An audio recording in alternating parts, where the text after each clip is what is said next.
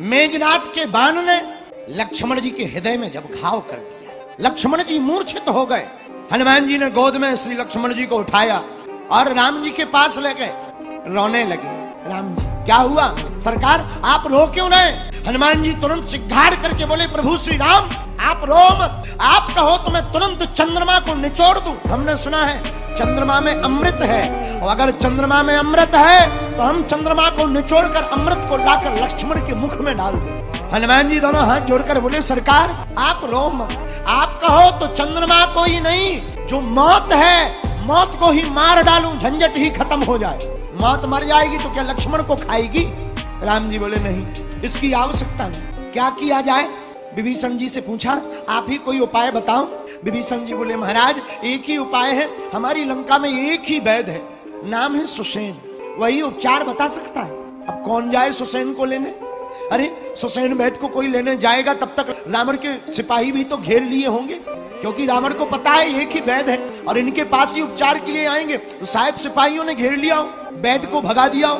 धन्य है हनुमान जी। हनुमान जी देखो कितनी जुगती जानते हैं। हनुमान जी बोले, चिंता मत करो, हम जा रहे हैं। हनुमान जी ने राम जी को प्रणाम किया और राम जी को प्रणाम करके सुसेन का पूरा वैद्य का पूरा मकान उठा लिया और मकान उठा के ले आए। तो विभीषण जी ने हनुमान जी से पूछा, एक बात बताओ, हमने वैद्य बुलाया था, आप मकान क्यों ले आए? हनुमान जी बोले, शायद हम वैद्य को जगाते, मोहल्ला वाले भी तो जाग जाते, मोहल्ला वाले जाग जाते, रावण को पता लग जाता, दवाई नहीं हो पाती। तो किसी ने कहा, भाई वैद्य को ना जगाते, चारपाई ले आते। बोले, बा चारपाई ले आते, मकान ना लाते, अगर चारपाई केवल ले आते बाद में ये कहता भाई दवाई तो वहीं रह गई, तो टेंशन हो जाती। बोले तीसरा ये शायद वैद्य मना कर दे कि हम नहीं जाएंगे, हम तो रावण के वैद्य हैं, तुम्हारे पास क्यों जाए? तो हनुमान जी बोले, हमने मकान ही उठा लिया ताकि वो कोई बहाना ही ना बना सके, ताकि दरवाजा खुले तो उसे यही लगे कि हम नहीं गए कहीं, हमारे घर पे इतने लोग आ गए। इसलिए हनुमान जी बोले, हमने मकान ही उठा लिया। विभीषण जी बोले, जय हो हनुमान जी। सुसेन को जगाया, क्या बात है, दवाई बताओ। सुसेन मेरा देखो भाई एक ही दवा है और वो बहुत कठिन है। हनुमान जी बोले, कौन सी दवा? तुम तो कहो त्रिकूट पर्वत ले आए, पूरा संसार उठा डाले, जहां होगी वहां ले आएंगे एक क्षण में। सुसेन वैद्य बोले, देखो भाई हिमालय में एक ही पर्वत पर आपको संजीवनी बूटी लाना है, इसके अलावा कोई उपचार नहीं है। हनुमान जी बोले, चिंता मत करो। हनुमान जी गए तो रास्ते में काल नेमी मिला, और काल नेमी का मतलब भी है समय चक्र। काल माने समय, नेमी मतलब चक्र। रास्ते में हनुमान जी को काल नेमी मिला, वो भी समय का प्रतीक है। और धन्य है वीर बजरंग बली, काल नेमी के चक्कर में नहीं फंसे, काल नेमी को ही अपने चक्कर में फंसा के राम नाम सत्य कर दिया। हनुमान जी महाराज काल नेमी के सामने गए, काल नेमी बोला, गुरु दीक्षा ले लो। हनुमान जी बोले, गुरु जी अगर दीक्षा लेना ही तो पहले स्नान कर आओ। स्नान करने गए, मगरिया ने पैर पकड़ लिया, और मगरिया ने पैर पकड़ा, हनुमान जी ने एक चरण का प्रहार किया, मगरिया का स्वाहा हो गया। धन्य है वीर हनुमान जी। हनुमान जी ने मगरिया को मारा, मगरिया बोली, जो तुम्हारे गुरु जी है असली नहीं है, असली नहीं, नकली है, नकली। उनके चक्कर में मत पड़ो, नकली है, काल नेमी है, काल नेमी। हनुमान जी बोले, धन्यवाद, thank you very much. Hanuman ji गुरु जी के पास आए, गुरु जी बोले, दीक्षा ले लो। हनुमान जी बोले, पहले दक्षिणा ले लो। नहीं, काल नेमी बोला, पहले दीक्षा फिर दक्षिणा। हनुमान जी बोले, हमारी जिंदगी में उल्टा है, पहले दक्षिणा फिर दीक्षा देने लायक बचो तो। बोलो सीताराम। और दक्षिणा देने के लिए ज्यों चरण पकड़े सो पहले एक बार नीचे पटका, फिर ऊपर जय जय सीताराम। और संजीवनी बूटी लेने के लिए हनुमान जी गए, तो हनुमान जी के साथ खेल हो गया। क्या? बूटी पहचान नहीं पाए। जब हनुमान जी को बूटी समझ में नहीं आई तो पर्वत को ही लेकर के आ गए। सुसेन वैद्य ने उस बूटी का परीक्षण करके श्री लक्ष्मण जी को जीवित कर दिया। हनुमान जी महाराज पहाड़ लेकर उड़े, रास्ते में अयोध्या पड़ा। भरत जी ने बिना फण का बाण मारा, हनुमान जी हा राम हा राम हा राम कहते हुए पृथ्वी पर गिर गए। भरत जी को लगा कोई राम भक्त है, अरे ये राक्षस नहीं राम भक्त है। हमें लग रहा था कोई राक्षस अयोध्या को डुबाने मिटाने आया। भरत जी पहुंच गए, कौन हो भाई? हनुमान जी कहते हैं, हम राम जी के दूत हैं, नाम हमारा अंजना नंदन हनुमान है, हमसे बड़ा अपराध हो गया, हमें लगा कोई और है, आप तो हमारे भैया के दूत हो। क्या बात?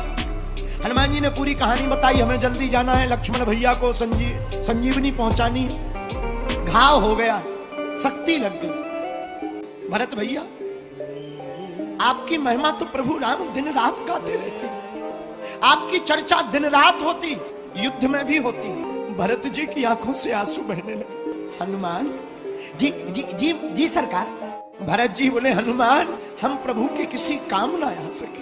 अरे हमारा अपराध था, हमारे कारण प्रभु राम बन गए और हमारे ही कारण आज प्रभु को इतना कष्ट सहना पड़ रहा। हनुमान जी बोले सरकार हम जाएं? जाओ, कहो तो तुम्हें बाण से पहुंचा दे, हम चले जाएं।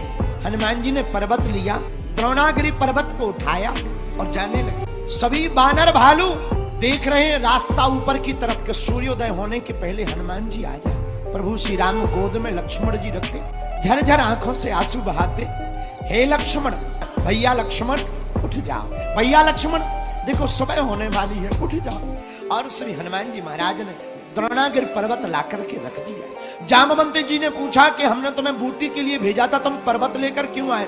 हनुमान जी बोले हमें बूटी नहीं दिखाई पड़ रही थी, सब जलती हुई दिखाई पड़ रही थी, मन में भ्रम था कहीं कोई माया ना हो, इसलिए पर्वत को ले आए। और जहां इतना कहा और तुरंत वैद तब कीन उपाई, उठ बैठे लक्ष्मण हर्षाई।